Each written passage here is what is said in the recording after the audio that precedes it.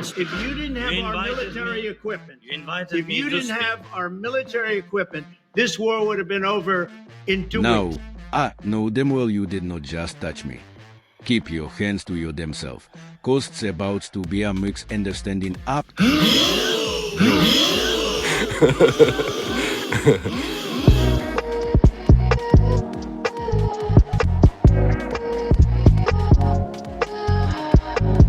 Welcome. I am Dena, and you are tuned into another discussion with Dena. Well, the boys are fighting. So is this what we are doing now in America? This public debacle has created quite the stir. And although it did not come to blows, Trump did put his hand on Zelensky as if to shove or maybe just tell him to slow his roll, or perhaps it was just to tell him to take it down a notch. But is it all in the way it is interpreted? Or are they just doing too much? But I must say, though, from the very start, there was an air of friction, as evident from the body language of some of these guys in the room. It is also apparent from the many prowling eyes of these men and people that filled this room.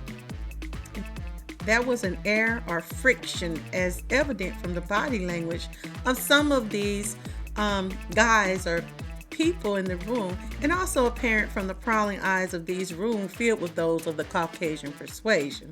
I guess it's true, black folk. We are resting. Our names are West and are not taking part in this mess. And although the conversation has gotten everyone's attention, it is always best to put what it is that we are seeing in proper context. What was said, how it was said. So it's not broken up into sound bites and we are misunderstanding what is going on right before our very eyes. And it will make better sense to see it for a logical person, a logically thinking person, to analyze instead of just taking a sound bite or a bit of a clip. So we have to take note of what we are seeing, as well as the body language and the demeanors in this conversation. It kind of reminds you of a sheep, the way they are looking. It just reminded me of a sheep going into maybe the bear's den or being surrounded by wolves or even hyenas. He just seemed to be in a position, of course, where he needed help, but it didn't fare well for comparing it to someone such as when Netanyahu visited or when Putin visits. He just didn't seem like he was in his demeanor and the demeanor of the people around him. It just didn't seem equal. It didn't seem fair to begin with. And that's the manner of negotiation sometimes. But let's continue and take a look at what actually happened from the very beginning. Here we go. Well, thank you very much. It's an honor to have President Zelensky of Ukraine. And we've been working very hard, very close. So we've actually known each other for a long time. We've been dealing with each other for a long time and very well. We had a little negotiation spat, but that worked out great. I think for both countries, I think for the world, actually, beyond both countries. And we have something that is a very fair deal. And we look forward to getting in and digging and working and getting some of the rare earth. But it means we're going to be inside, and it's a big commitment from the United States, and we appreciate working with you very much. And we will continue to do that. We have had some very good discussions with Russia. I spoke with President Putin, and we're going to try and bring this to a close. It's something that you want and that he wants. We have to negotiate a deal, but we've started the confines of a deal, and I think something can happen. The big thing is the number of soldiers, mostly at this point, but soldiers being killed. They're losing thousands of soldiers. So on both sides, we're losing a lot of soldiers, and we want to see it stop. And we want to see the money get put to different kinds of use, like the rebuilding. And we're going to be working very hard. But we've had a lot of very good conversations. I will say until we came along, the Biden administration didn't speak to Russia whatsoever. They didn't speak to anybody. They just allowed this to continue. And I will say that, I'll say in front of you, you've heard me say it 1,000 times, if I were president, this war would have never happened. We would have had a deal negotiated for you without having to go through what you've gone through. But your soldiers have been unbelievably brave. We've given them great equipment, but somebody has to use the equipment. They've been unbelievably brave, and we give them great credit. This was supposed to be over very quickly, and here we are 3 years later. So I give tremendous credit to your generals and your soldiers and yourself in the sense that it's been very hard fighting, very tough fighting. They're great fighters. And you have to be very proud of them from that standpoint. But now we want to get it over with. It's enough, right? We want to get it over with. So it's an honor to have you here. Thank you very much for coming. We're going to sign the agreement at the conference in the East Room in a little while, right after lunch. And we'll be having lunch together. We're also discussing some other things.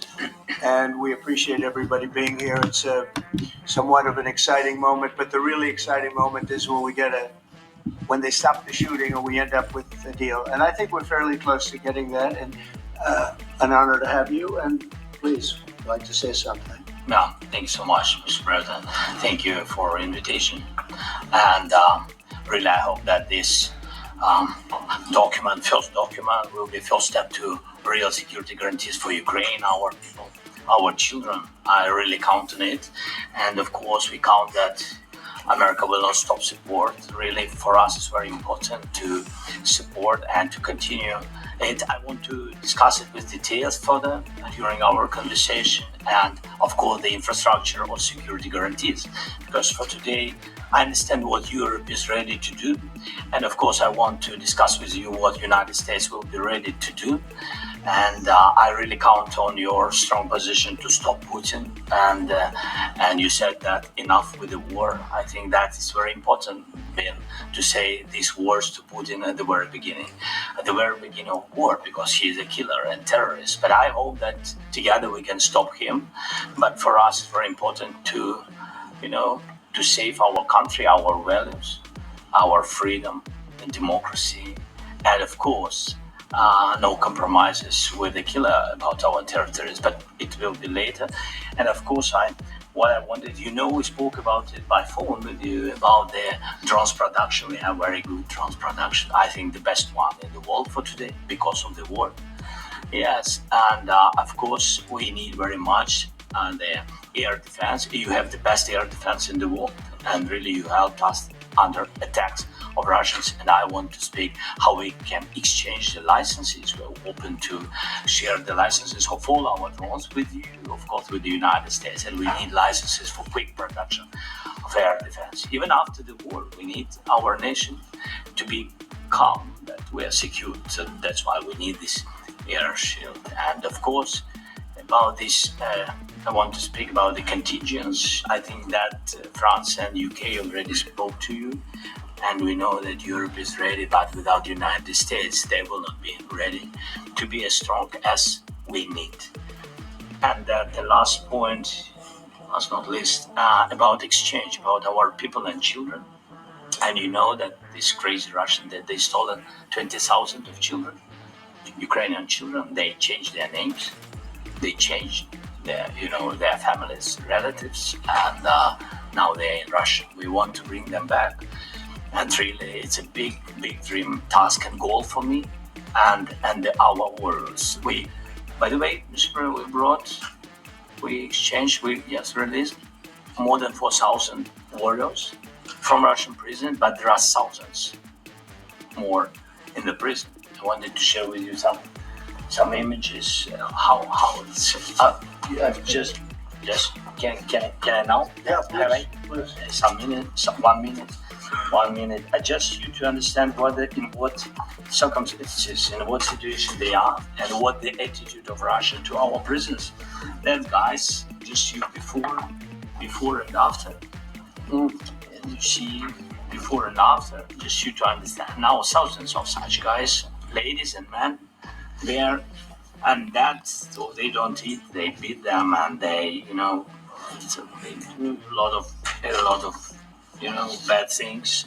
So out of even during the war, there are rules. Everybody knows there are rules during the war. So these guys, they don't have any rules. You see that 50, 60 kilograms and a lot of such things. And I didn't want to show you what the changes with images of children because I will share with you. And I mean, it's looking tragic. Yep, it's tough stuff. I wanted very much to give you, and here you see. Yeah. This is pastor, by the way. They stolen pastors because it's not Russian church. They stolen pastors and moved pastors to the prison. We at the end of last year we brought 3 pastors. And, we could exchange them. And this is pastors. Stuff. Yeah. So I mean, this I wanted to show you and. This. So thank you very much. We want to get that in, right? Yeah, of course we And I will. think we will. And We have to, of course. do you have any questions, please? Mr. President, Mr. President. Thank you, Mr. President. With the COVID funds the U.S. going to put in the fund that's being created today, and how does this provide long-term security for Ukraine? Well, we don't know exactly how much because we're going to be putting some money in a fund that we're going to get from the raw earth that we're going to be taking and sharing in terms of revenue. So it's going to be a lot of money will be made from the sale and from the use of raw earth. And as you know, our country doesn't have much raw earth. We have a lot of oil and gas, but we don't have a lot of the raw earth. And what we do have is protected by the environmentalists, but that can be unprotected, but still it's not very much. They have among the best in the world in terms of raw earth. So we're going to be using it for all of the things we do, including AI and including weapons and the military, and it's really going to very much satisfy our needs. So something that just worked out really well. We have a lot of oil and we have a lot of gas, but we don't have raw earth. So this has just about every component of the raw earth that we need for computers, for all of the things we do. This puts us in great shape. And on long-term security for Ukraine. How does this provide? I think they're going to have great luck. I think once we make the agreement, that's going to be 95% of it. They're not going to go back to fighting. I've spoken with President Putin, and I feel very strong. I've known him for a long time, and I feel very strongly that they're very serious about it. And we'll make a deal. And when the deal is made, I don't think we talk about security. Everyone's talking about the other day. All they talked about was security. I said, let me make the deal first. I have to make the deal first. I don't worry about security right now. We have to have a deal because right now, last week, 2,000 soldiers died on both sides. 2,000, and they're losing 1,000, 2,000, 3,000 a week. So as we sit here and we talk, people are getting shot and dying on the battlefield. And, they're not American soldiers, but they're Russian soldiers and they're Ukrainian soldiers, and we want to be able to stop it. And we want to be able also to spend money on other things. We don't want to, this is a tremendous amount of money. And what the Biden administration did was terrible. They were giving money, but they had no security on the money. Europe, as you know, gave much less money, but they had security. It was in the form of a loan. They get their money back, and we didn't. And now, at least we're protected because the American taxpayer has to be protected too. But this is an incredible agreement for Ukraine because we have a big investment in their country now, and what they have, very few people have. And we're able to really go forward with very, very high-tech things and many other things, including weaponry that we're going to use in many locations, but that we need for our country. This allows us to do this. Mr. President. Will you continue? I'm sorry. Yes, go ahead, please.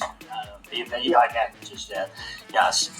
in the document, there is one of the very important points. If we speak about business and investment, we never had LNG terminals in Ukraine. This document will open. I mean, the next document, but anyway, here we see in the framework, we see really goodwill for this. LNG terminals for us is very important, and I think for security of European continent. We have the biggest storage, gas storage. We have the biggest in Europe. Yes, said we can use it.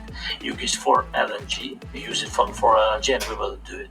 And really, we can help Europe because Europe really helped. President Trump said that they made less support, but they have our friends and they are our very supportive partners. They really gave a lot, Mr. President.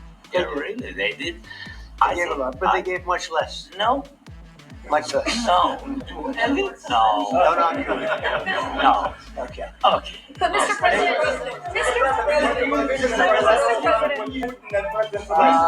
Yeah, please.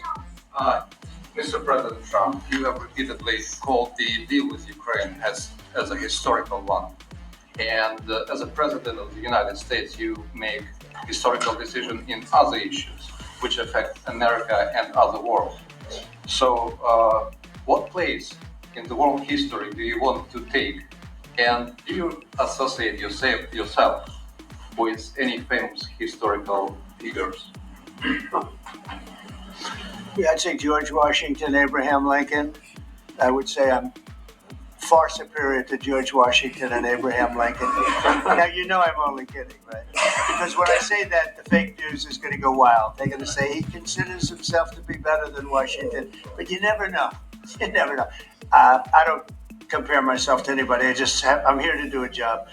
We've had a great 35 days or whatever it might be, a month, a little more than a month. We've accomplished tremendous amounts. Not only this would be a very great achievement if we could get the war stopped and get them back to normalization. I think that's going to happen. We've had very good talks on both sides, as you know. But I think we've done a very good job, just generally. If you look at all of the things we've done in 30 days, they're saying there's never been a opening for a president. The first month, there's never been a first month like we've had. And this is one of the very important things. This, to me, is one of the most important things because we have tremendous death taking place as we speak. And I don't want to have that. Think of the parents. Whether they're in Russia or Ukraine, think of the parents of all these people being killed needlessly. They came to our territory. Should have never started. If I were president, this would have never started. President Trump, will you continue sending military aid to Ukraine after the U.S. signs this agreement with Ukraine? Yeah, we're going to be President Zelensky, do you feel like the U.S. is on your side? That the President Trump is on your side at this moment? What do you think? He wants to know, do you think that, sort of a stupid question. I guess we wouldn't be here if I wasn't. I think that the United States on our side from the very beginning of occupation, and I think that President Trump on our side, and of course, I'm sure that United States President will not stop support. This is crucial for us. It's important for us. Yes. And Putin, the president, speaks about people and the soldiers which are dying, but they came to our territory, they came to our land. They began this war, and they have to stop. And I think this is the question, was really the most important question. Can President Trump, I hope yes, with some other allies, to stop Putin withdraw these enemies, our enemy, withdraw these troops from our land? And I think that you asked about the history. I think that if President, or when he will stop Putin, if President Trump will bring peace to our country, I think he will be on this wall. We've had very, very good talks. Mr. President, President Zelensky just said that there will be no compromises with Vladimir Putin. I just wanted to ask both of you. Firstly, are there compromises that you think that President Zelensky is going to have to make? And President Zelensky, is there anything that you might think you may be able to offer or bring to the table, for example, elections? Thank you. I think you're going to have to always make compromises. You can't do any deals without compromises. So certainly he's going to have to make some compromises, but hopefully they won't be as big as some people think you're going to have to make. That's all. It's all we can do. I'm here as an arbitrator, as a mediator to a certain extent between two parties that have been very hostile. To put it mildly, they've been very hostile. This has been a vicious war. It's been a vicious war. You know, it's a very level battlefield, and those bullets go out, and as I've said many times, we were talking about it with Pete, many times the only thing stopping those bullets is a human body. And in the case we're talking about, generally young human bodies are stopping a lot of bullets. It's dead level. That's why it's great farmland. It's great land. It's great farmland, but there's very little protection against the bullets that are being, and other things that are being shot. So all I can do is see if I can get everybody at the table and get an agreement. And I think we're going to end up with an agreement. Otherwise, I wouldn't probably be even here today. Will President Putin have to make compromises? Mr. President, I got two questions for you. You think ultimately your legacy will be the peacemaker and not the president that led this country into another war and ended foreign wars? And I've got a question. I hope it will. I mean, I hope I'm going to be remembered as a peacemaker. This would be a great thing if we could do this. I'm doing this to save lives more than anything else. Second is to save a lot of money, but I consider that to be far less important. So I hope I'm going to thank you, Brian, for that question. It was a nice question.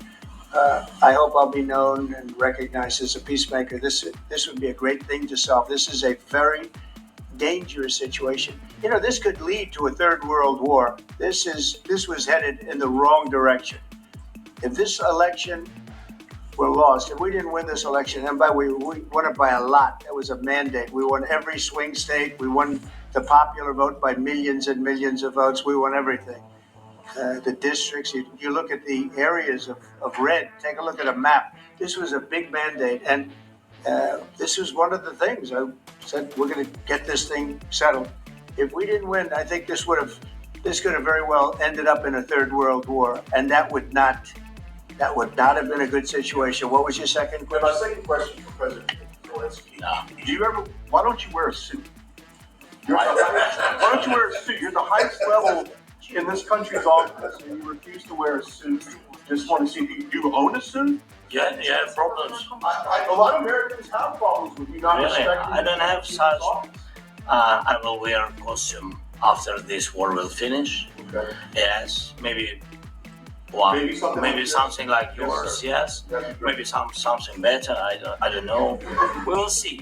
Maybe something cheaper than Thank you. President Trump, you said yesterday, thank you, President Trump. You said yesterday that you had Are you going to send more arms to Ukraine in case there's no peace? Yeah, we're going to have arms to Ukraine, yeah, sure. Hopefully I won't have to send very much because hopefully we're going to have it finished. We're looking forward to finishing this quickly. We're not looking forward to sending a lot of arms. We're looking forward to getting the war finished so we can do other things. But we very much appreciate the agreement because we needed what they had, and we're treating, our country is now treated fairly. Biden didn't do that. He didn't know what the hell he was doing. This should have never happened. This should have never started. But, sure, the answer is yes, but hopefully we won't have to send much because I'm looking forward to getting it done quickly, very quickly. Does that mean you'll provide security guarantees, Mr. President? I don't want to talk about security yet because I want to get the deal done. You fall into the same trap like everybody else. 1 million times you say it over and over. I want to get the deal done. Security is so easy. That's about 2% of the problem. I'm not worried about security. I'm worried about getting the deal done.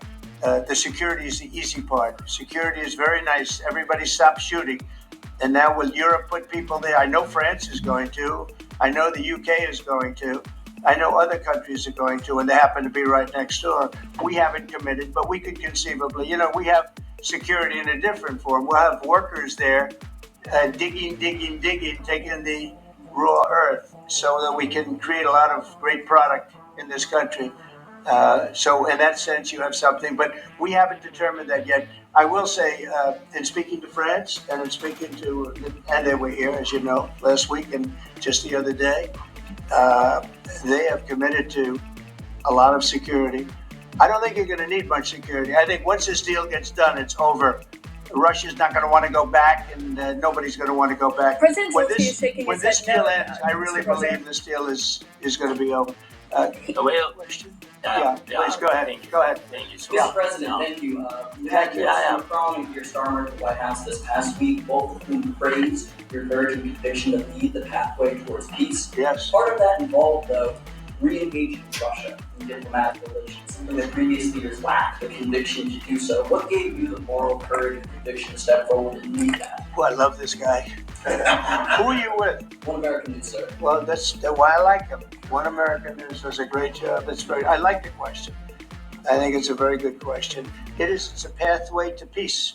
It's a pathway to getting something solved. And I feel that as the head of this country, I have an obligation to do that. Plus, we're very much involved. We got involved. It's too bad we got involved because there should have been no involvement because there should have been no war. And there shouldn't have been October 7th. That would have never happened. As you know, Iran was broke. They had no money to give to Hezbollah. They had no money to give to Hamas. They were stone cold broke. And then under Biden, they became rich as hell. They went from no money to $300 billion in a period of 4 years. And they gave a lot of that money away, and you see what happened. And that's a real mess also that we hope to be able to solve. But no, I appreciate your question very much. I feel I have an obligation to try and do something to stop the death. If I can answer. Yes, if I can answer. Please, Sorry. go ahead. Please. And I do like your clothing, really. Yeah, really? Even though I think he's a great guy, by the way. I don't know if you two like each other, but you know what? I think No, he's dressed. why? I dressed like this guy. I think he's dressed beautifully. So I have more serious things than answer on such Yeah, questions. sure, that's I will okay. answer on more serious That's a good questions thing. if I can. Yes. Yeah. So please, about security guarantees and about just ceasefire. We can't just speak about ceasefire and speak. It will not work. Just ceasefire will never work because I'm like a president. I have this experience, and not only me. Ukraine before my presidency, from the 2014, Putin broken 25 times. 25 times he broke his own signature. 25 times he broke a ceasefire. But he never broke to me. He never broke. No, you were the president. You were the president He during. never broke to me. In 2016, you've been the president, Mr. President. You've been the president, but he had, of course, not with you, but he had during those periods, he had conversations with our side. And we had Normandy format, the France, Germany, Ukraine, and Russia. And he broke it 25 times. That's why we will never accept just ceasefire. It will not work without security guarantees. Security guarantees, maybe President is right about this document and other, but this document is not enough. Strong army is enough because his soldiers afraid, Putin's soldiers afraid of our soldiers when we're strong enough. If we are not strong enough, if we are empty, if our storage is empty, we can't defend our land. Today, he knows that we have all the world knows that we have meeting. Yes, why he's using ballistic? Putin today using ballistic on our hospitals, schools, and it says ballistic. So he knows that we are here and that President Trump is really have goodwill to stop this war. And you hear now the president. So why he's using? So he doesn't want to stop. He doesn't want. But I hope that we will do it. Really, we'll do it. Security. When we speak about security guarantees, when the Europeans are ready for contingents, they need USA backstop. If there will not be United States, we will not never have any contingents, strong contingents from the Europeans, because they don't want to divide alliance connection between the United States and the main and strongest ally and Europeans. And this is crucial. This is important. That's what we want to speak about very much. This is very important. And air defense. So air defense, really, we have big deficit with all the systems, and we need to provide this. We need it very much.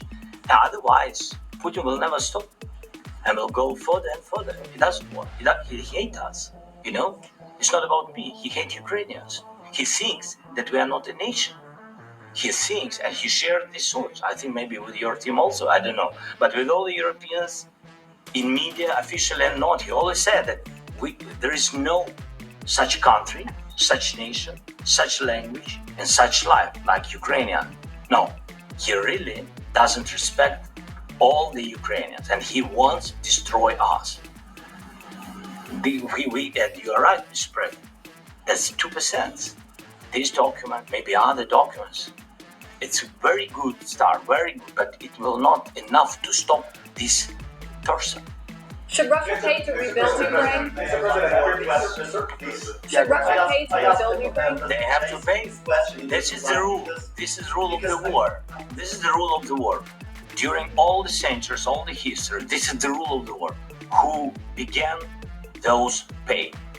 Do you agree? This is the rule. Putin began this war. He has to pay all money for innovation. He has to pay.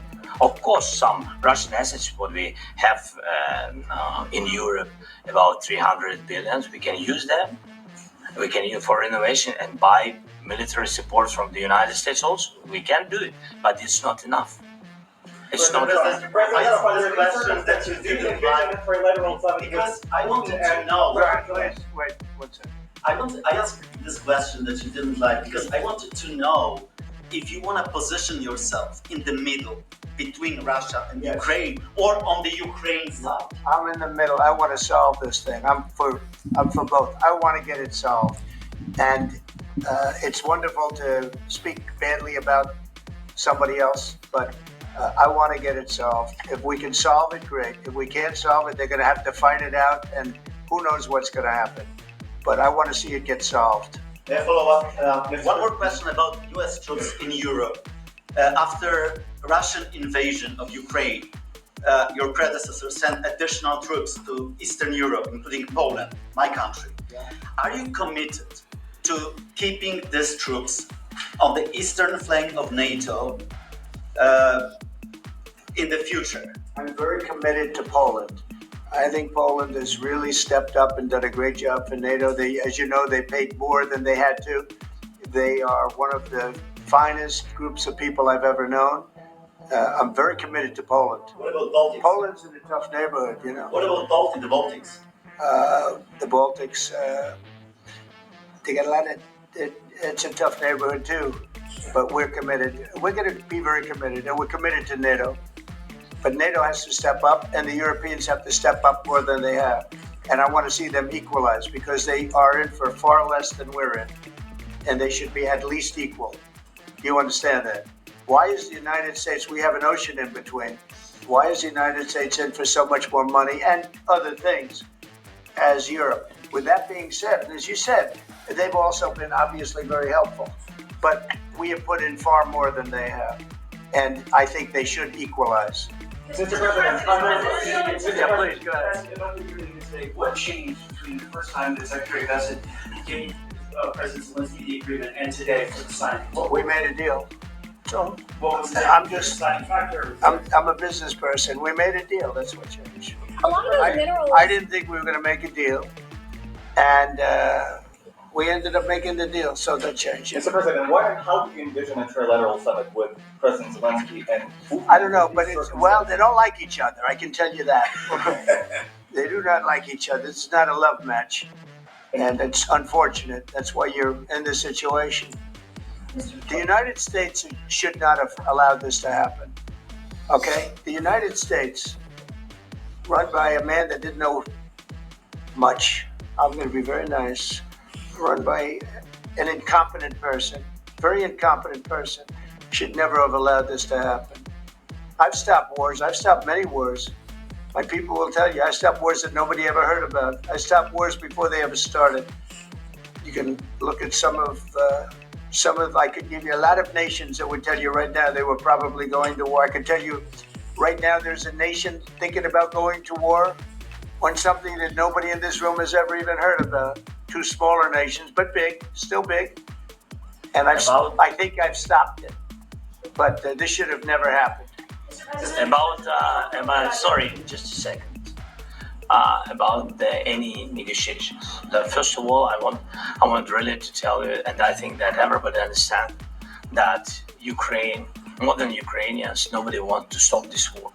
But in the future, any negotiations, it's understandable that two sides of the war, not Russia and the United States, because this is not a war between Russia and the United States. This is war of Russia against Ukraine and Ukrainian people. So these two sides will be at the will be at the negotiation table. Then of course United States, like the strongest partner of the Ukraine, and of course Europe.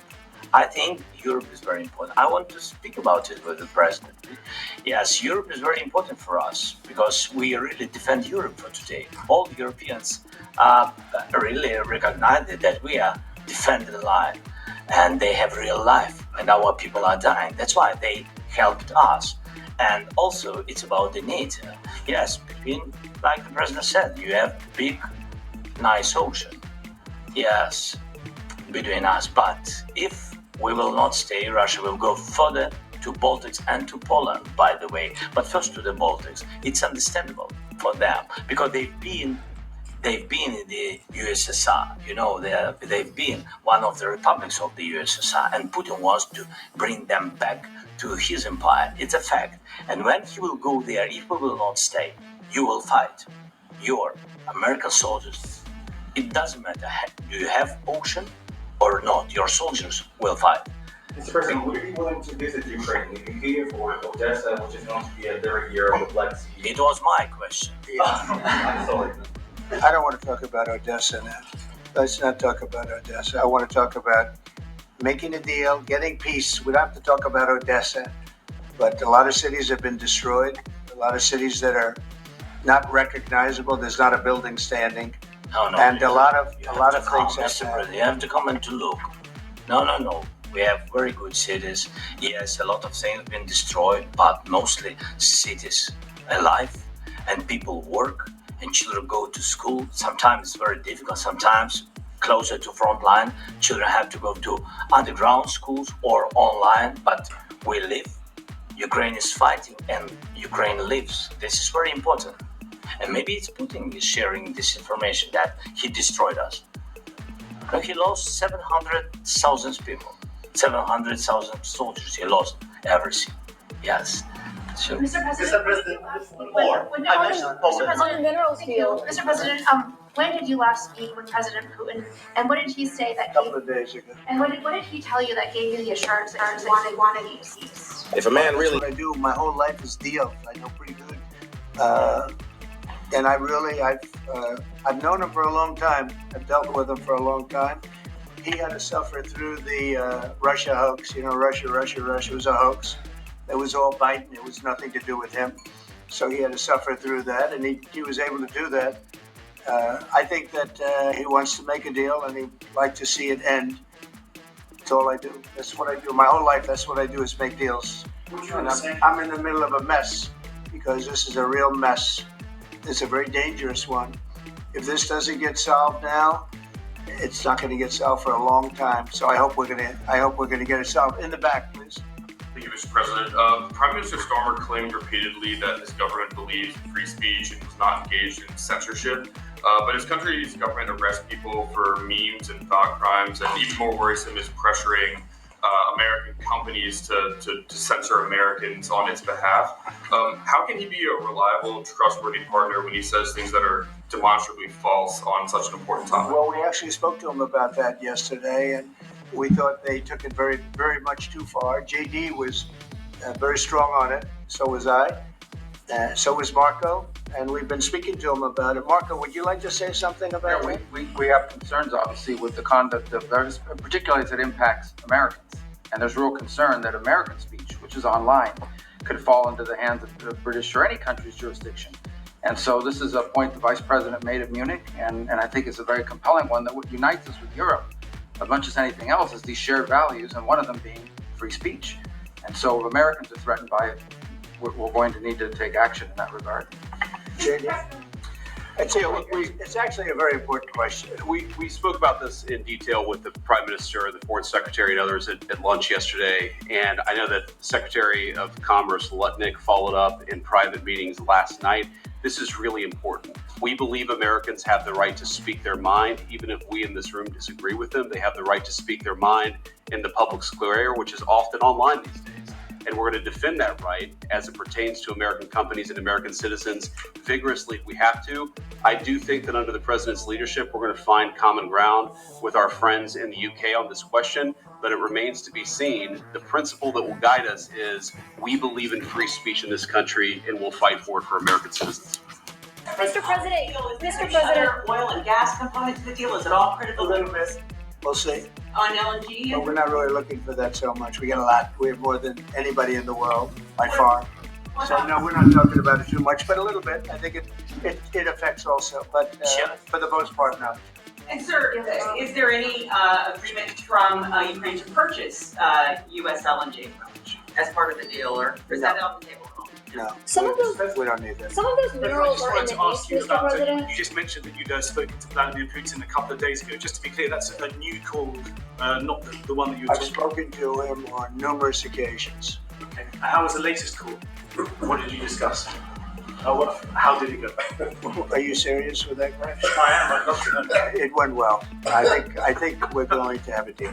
On the minerals deal, Mr. President, some of those minerals are in the east of Ukraine, not far from the front lines and in areas that Russia has occupied. Will you direct President Putin to withdraw his forces from those areas if there's U.S. interest Well, there? we'll take a look at the time. We have a lot of area. It's a very big area we're talking about. So we'll take a look. I'll study that and I'll see. And who would protect those minerals if they are U.S. interests? Would that be Ukrainian They'll forces, be protected. European The agreement forces? will protect them. U.S. The forces? agreement, yeah, we're signing an agreement.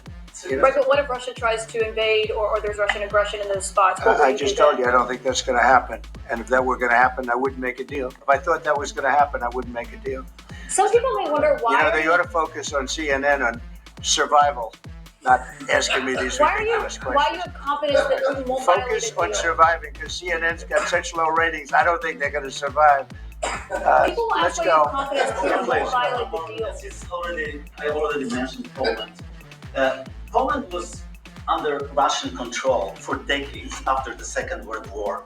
When I was a kid, I looked at the United States not only as a most powerful country, richest country in the world, the country that has great music, great movies, great muscle cars, but also as a force for good. And now I'm talking with my friends in Poland, and they are worried that you align yourself too much with Putin. What's your message for them? Well, if I didn't align myself with both of them, you'd never have a deal. You want me to say really terrible things about Putin and then say, "Hi, Vladimir, how are we doing on the deal?" That doesn't work that way. I'm not aligned with Putin. I'm not aligned with anybody. I'm aligned with the United States of America and for the good of the world. I'm aligned with the world, and I want to get this thing over with. You see the hatred he's got for Putin. It's very tough for me to make a deal with that kind of hate. He's got tremendous hatred, and I understand that, but I can tell you the other side isn't exactly in love with, him either. So it's not a question of alignment. I'm aligned with the world. I want to get the thing set. I'm aligned with Europe. I want to see if we can get this thing done. You want me to be tough? I could be tougher than any human being you've ever seen. I'd be so tough. But you're never going to get a deal that way. So that's the way it goes. All right, one more question. I want to respond to this. So look, for 4 years in the United States of America, we had a president who stood up at press conferences and talked tough about Vladimir Putin, and then Putin invaded Ukraine and destroyed a significant chunk of the country. The path to peace and the path to prosperity is maybe engaging in diplomacy. We tried the pathway of Joe Biden, of thumping our chest and pretending that the president of the United States' words mattered more than the president of the United States' actions. What makes America a good country is America engaging in diplomacy. That's what President Trump is doing. Can I ask you? Sure. Yeah? Yeah. Okay. So he occupied our big parts of Ukraine, part of East and Crimea. So he occupied it on 2014. No, look. So during a lot of years, so I'm not speaking about just Biden, but those time was Obama, then President Obama, then President Trump, then President Biden, now President Trump, and God bless, now President Trump will stop him. But during 2014, nobody stopped him. He just occupied and took. He killed people. You know what the contact 2015. 2014. 2014 is 2014. Yeah. So I was not here. Yeah, but That's exactly right. Yes, but during 2014 till 2022, yeah, the situation the same. The people are been dying on the contact line. Nobody stopped him.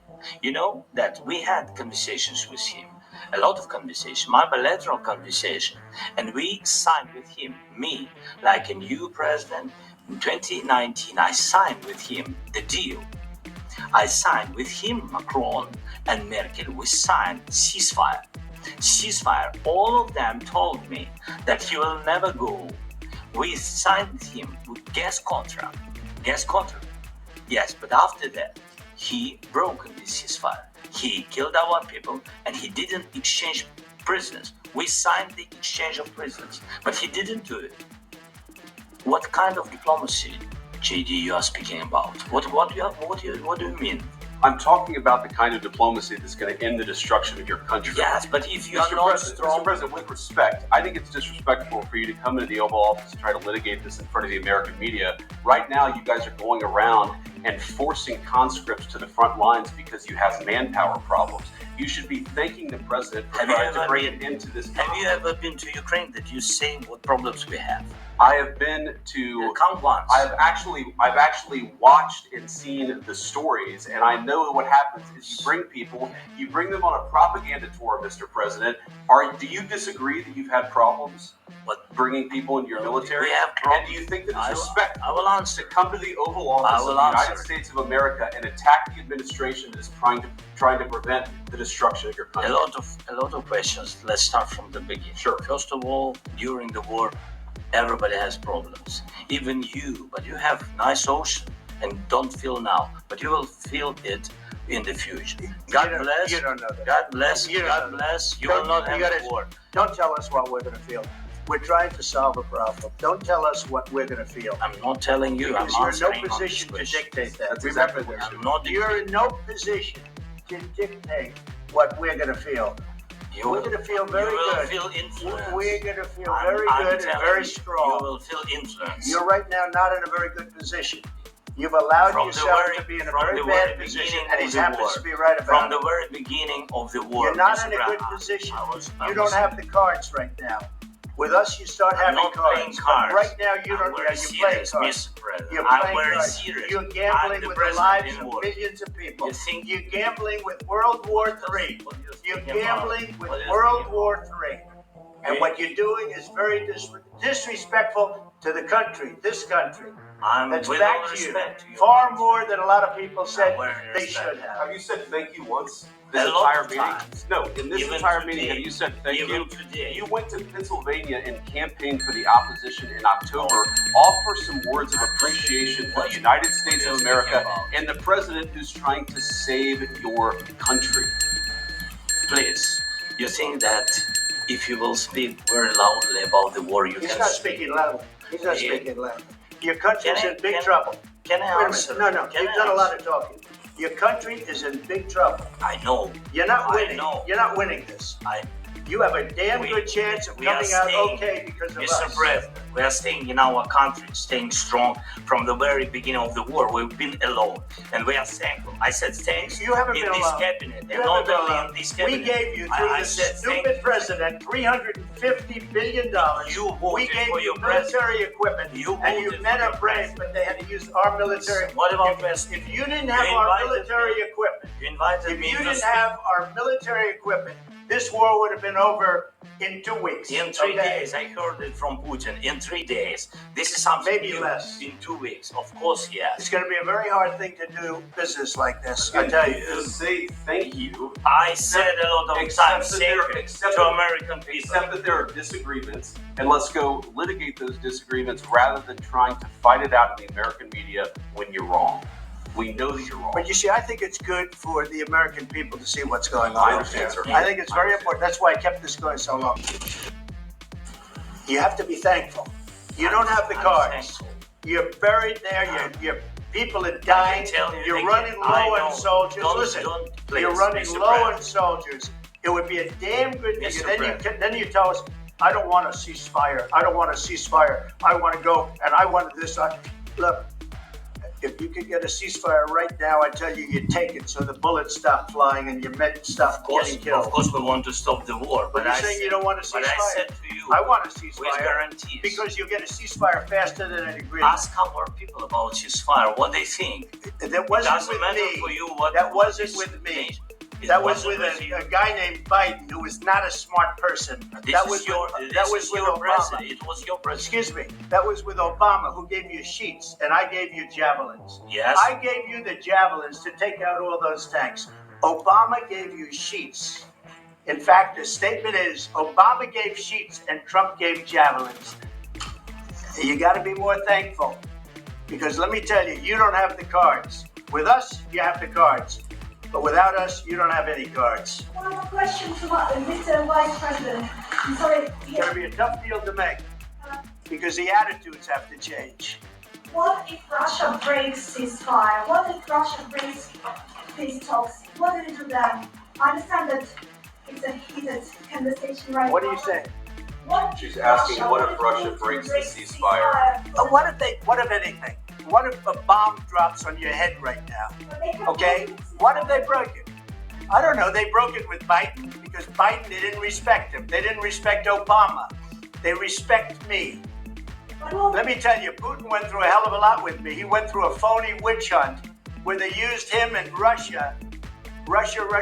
You ever hear of that deal? That was a phony Hunter Biden, Joe Biden scam. Hillary Clinton, Shifty Adam Schiff. It was a Democrat scam. And he had to go through that. And he did go through it. We didn't end up in a war. And he went through it. He was accused of all that stuff. He had nothing to do with it. It came out of Hunter Biden's bathroom. It came out of Hunter Biden's bedroom. It was disgusting. And then they said, oh, the laptop from hell was made by Russia. The 51 agents. The whole thing was a scam. And he had to put up with that. He was being accused of all that stuff. All I can say is this. He might have broken deals with Obama and Bush, and he might have broken them with Biden. He did, maybe. Maybe he did. I don't know what happened. But he didn't break them with me. He wants to make a deal. I don't know if he can make a deal. The problem is, I've empowered you to be a tough guy. And I don't think you'd be a tough guy without the United States. And your people are very brave. But you're either going to make a deal or we're out. And if we're out, you'll fight it out. I don't think it's going to be pretty, but you'll fight it out. But you don't have the cards. But once we sign that deal, you're in a much better position. But you're not acting at all thankful. And that's not a nice thing. I'll be honest, that's not a nice thing. All right, I think we've seen enough. What do you think? What's this negotiation going to look like? This is going to be great television, I will say that. All right, we'll see what we can do about what You see, sometimes you have to hear things in full context to get an understanding or a better understanding for yourself. And when you look at it or hear it in full context, it kind of changes what it is that you saw, that little snippet. It makes sense to you. Now, we have to remember that President Vladimir Zelensky came there because he is in battle for his country and the people within it. He doesn't want it to be overtaken, and to ask others that have power here as well as in Europe for help. Not just a ceasefire, but he wants a permanent end to what is happening and what keeps happening with him and Russia, which is understandable.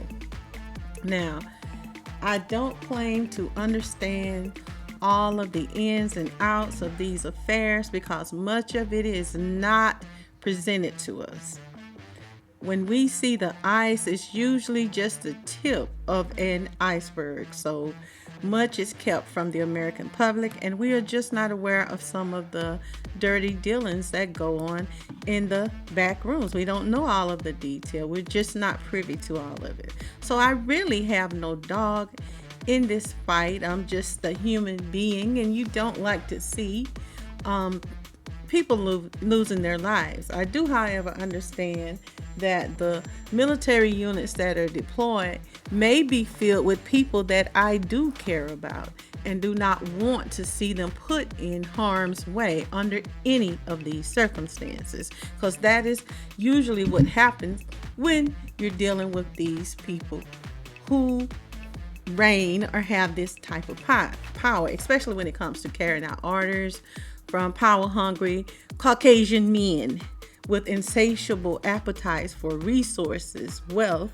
and an undying yearning to control the world and all the people in it, and usually by any means necessary. That means your child or mine. So we have to be aware of what is going on so that we can make decisions about what we see. We have to have a better understanding. Sometimes clips don't give you the full story, and I like to hear it. It's a little long, but I like to hear it from the beginning so I can make my own decision. Now, the Trump administration is not under any real pressure at all, as we can see, to deal with Zelensky or to help him, and that's why they're bold enough to say the things that they are saying, because they know he is the one in need at this time of assistance. So there is a clear imbalance of power. They know he desperately needs help to save his country, so they dealt with him on that level, and that's usually how people deal with you. And evidently there is some leftover antagonism for Zelensky as a result of his interaction with the previous administration, as JD brought up and hinted to, and knowing that he wanted Kamala to win the presidency. Now, JD seems to have been waiting to say and respond as he did. It's like he wanted this. He had to let it out. Who knows? Perhaps this was all a part of a pre-planned public opportunity to do and exhibit the behavior that we witnessed. You really can't say for sure nowadays. Like Trump said himself, it makes for good TV. But for who or whom does it make good TV? Because these are lives that are affected by this. It would have served them all better to conduct such a meeting and rhetoric behind closed doors, in my opinion. But what do I know? What I do know is that while these people play tit for tat and use the media to push propaganda and demonstrate that mine is bigger than yours, that notion, there are others that are suffering, and there are people that are losing their lives on a daily basis due to this greed and this insatiable appetite for power, this arrogance and ego.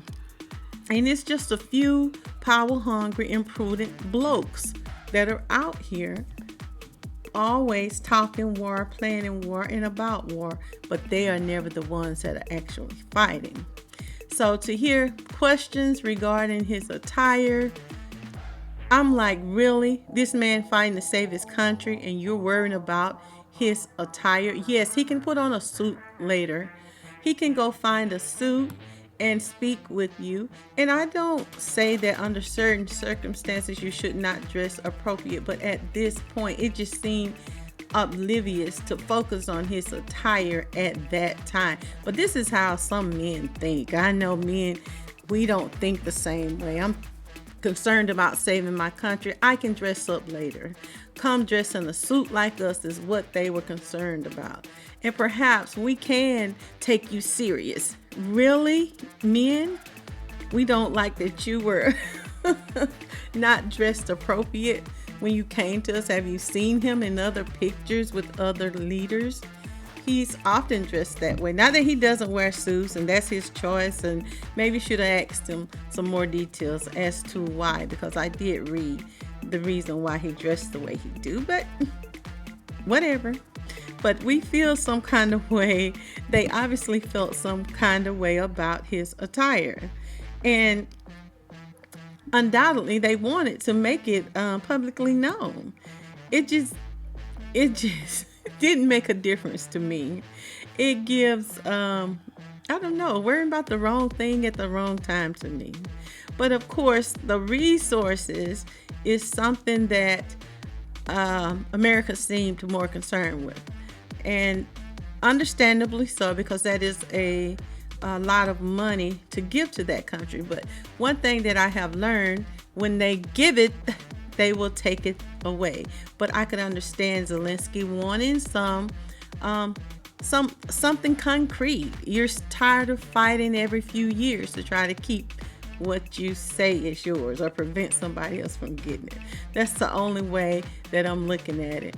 And I heard Trump talk about the resources and signing that document, but I never heard him say that actual support. He said they may provide some support eventually. He said it wasn't a problem. That's like 2% of the issue, he said. But don't get me wrong, I really have no dog in this fight because I am well aware of how sad Ukrainians have expressed their disdain for the original man and woman. But all of these people's life being devastated by war and the talk of war, it is something that you ponder about. But let me know, what do you think about this debacle? Do you think it was all for show? And what do you think will be the result of this public exchange? How do you think it will end? What do you think they should do? Subscribe and leave me your comments. And join me next time for another discussion with Dena. Ta-ta! This concludes your daily discussions with Dena. Join us Monday through Friday at 12:30 p.m. Like, share, subscribe, and leave a comment.